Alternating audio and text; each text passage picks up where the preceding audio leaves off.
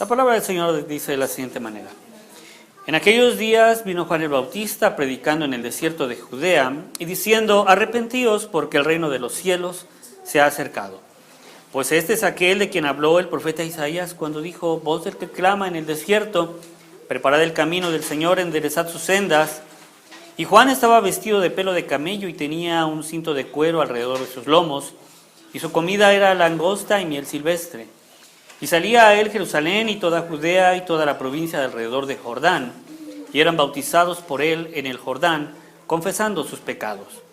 Al ver él que muchos de los fariseos y de los saduceos venían a su bautismo, les decía: generación de víboras, ¿quién os enseñó a huir de la ira venidera? Haced pues frutos dignos de arrepentimiento, y no penséis decir dentro de vosotros mismos: a Abraham tenemos por padre, porque yo os digo que Dios puede levantar hijos a Abraham aún de estas piedras. Y ya también el hacha está puesta a la raíz de los árboles. Por tanto, todo árbol que no da buen fruto es cortado y echado en el fuego. Yo a la verdad os bautizo en agua para arrepentimiento, pero el que viene tras mí, cuyo calzado yo no soy digno de llevar, es más poderoso que yo. Él os bautizará en Espíritu Santo y fuego. Su aventador está en su mano, y limpiará su era y recogerá su trigo en el granero, y quemará la paja en el fuego que nunca se apagará. Amén. A lo largo de nuestra vida suceden acontecimientos que son muy relevantes, y por su relevancia, pues muchos de los acontecimientos que nos rodean, pues son anunciados en los medios locales. Por ejemplo, esta semana que viene está por celebrarse el Festival Internacional del Órgano aquí en Morelia. Y pues obviamente es un festival muy importante y se está promocionando en el periódico, en el radio, en la televisión, en el internet. Se está promocionando. Pero no solamente se acaba de llevar a cabo el festival este festival se está llevando a cabo, se va a llevar a cabo, sino que también se llevó a cabo el Festival de Cine, se llevó a cabo el Festival de Música, se llevó a cabo el Festival de Mapping, que yo no sabía qué era, pero es cuando iluminan los edificios, se ven muy bonitos. Y todo este tipo de cosas se promocionan. Se promocionan, por ejemplo, eventos, no va a estar tal artista. Y de repente vemos todos los postes de la ciudad llenos con la promoción del artista, los espectaculares. ¿Y esto con qué fin se hace? Pues con el fin de que nosotros podamos asistir, podamos disfrutar de estos eventos. Algunos son gratuitos, algunos son de paga. Y si nosotros somos cuidadosos y leemos con detenimiento las Escrituras, nos daremos cuenta, que Dios tiene la misma costumbre. Dios anuncia con mucha anticipación lo que ha de acontecer. ¿Con el fin de qué? Con el fin de que nosotros nos preparemos. Al igual que como lo hacen los gobiernos cuando avisan, por ejemplo, de una alerta de un huracán, o de una alerta sísmica, o de una alerta de una erupción de un volcán, o de lo que pudiera ser, la intención de este gobierno no es asustar a las personas, sino es prepararlas para que no les tome desprevenida. Así, los pobladores, en ese caso, pueden escuchar la alerta y ponerse sobre aviso para que tomen todas las medidas para proteger su vida. Muchos creen que Dios manda a las personas o a los profetas con el fin de deleitarse, diciéndoles: va a venir tal calamidad, va a venir tal cosa mala, van a venir terremotos, van a venir guerras, van a venir hambres. Y muchos creen que los profetas de Dios solamente se dedicaban a decir cosas malas, cosas que iban a suceder para la catástrofe de nosotros. ¿Qué es lo que decían los profetas? Va a venir una guerra, va a venir pestilencia, va a venir esto. Muchos solamente interpretan o ven este tipo de cosas. Muchos, por ejemplo, piensan que aquellos predicadores que hablamos acerca de las cuestiones que han de venir, pues somos personas que nos interesa o que nos gusta espantar a la gente. Pero eso no es verdad. Los acontecimientos históricos más importantes han sido anunciados con mucha anticipación por parte de Dios.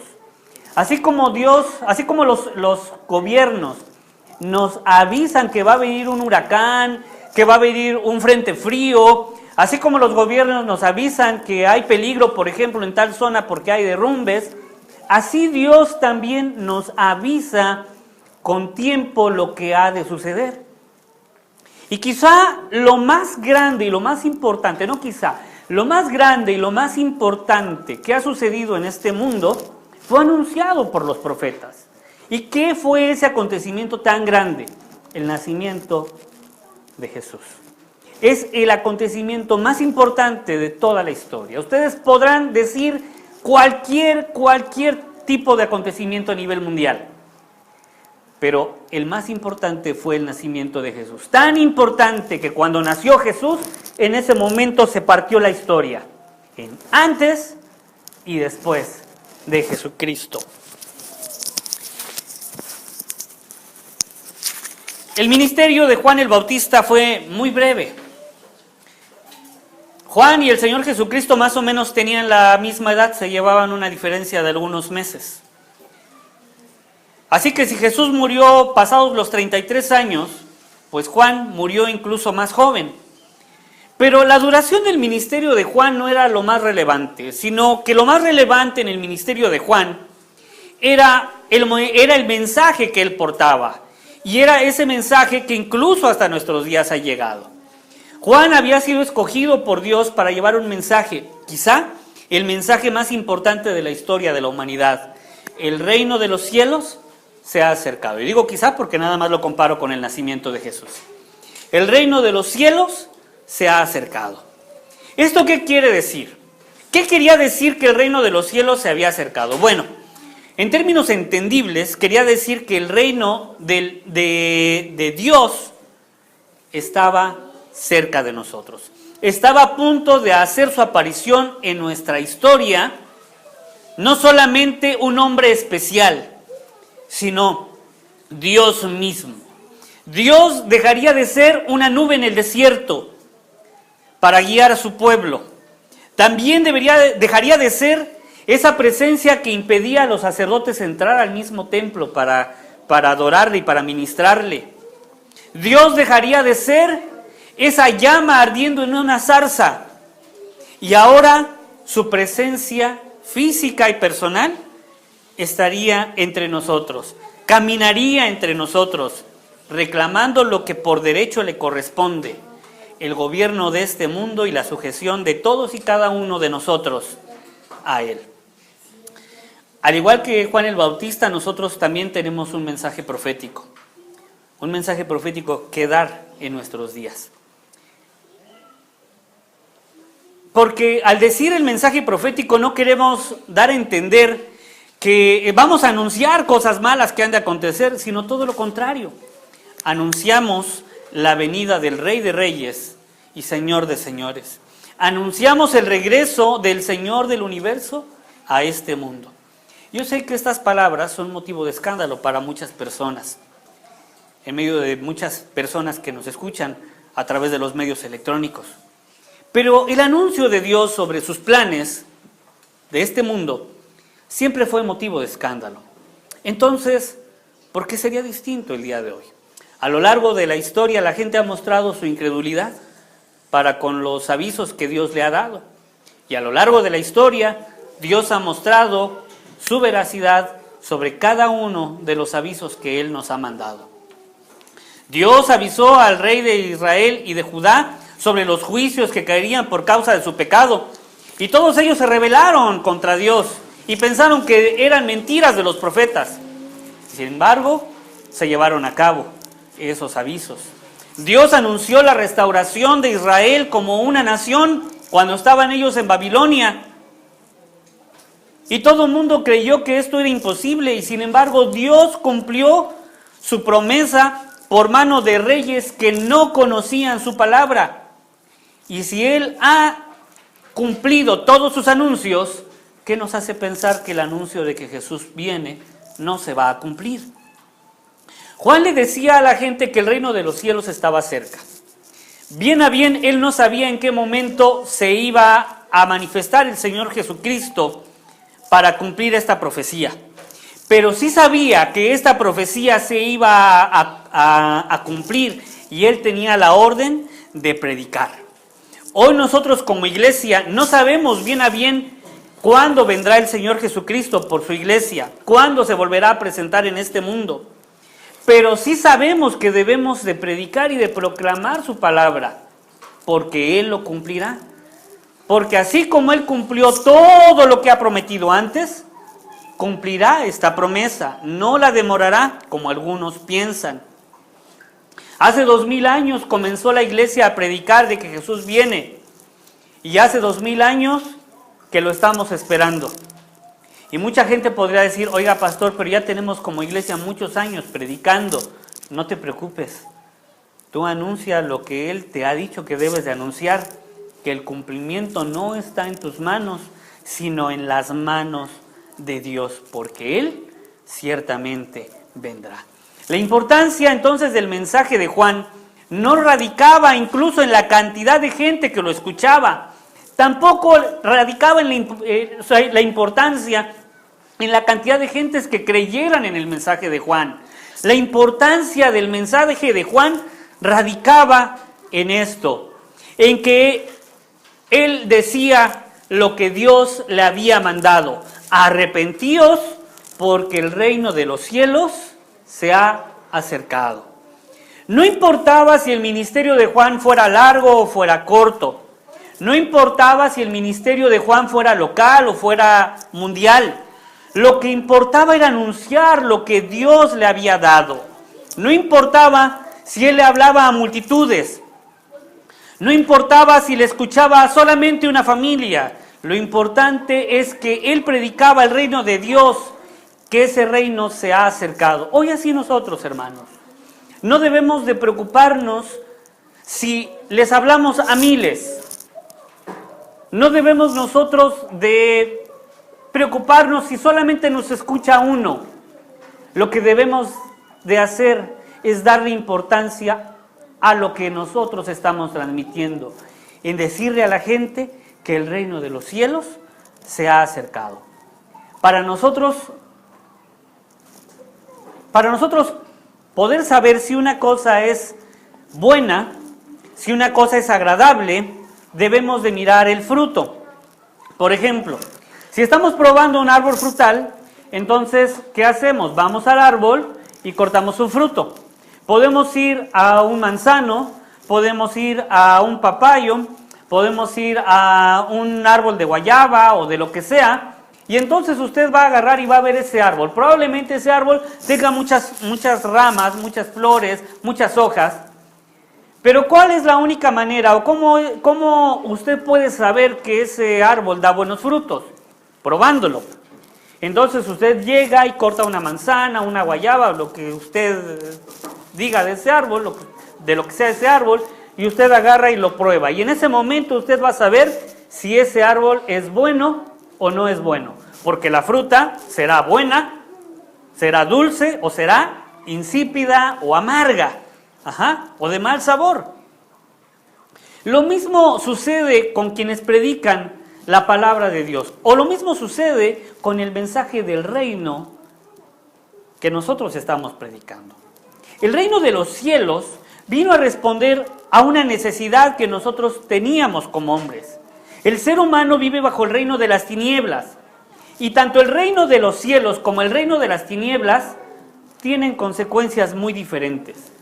¿Y en qué nos damos cuenta de la diferencia? En los frutos que cada reino ofrece a los que le siguen.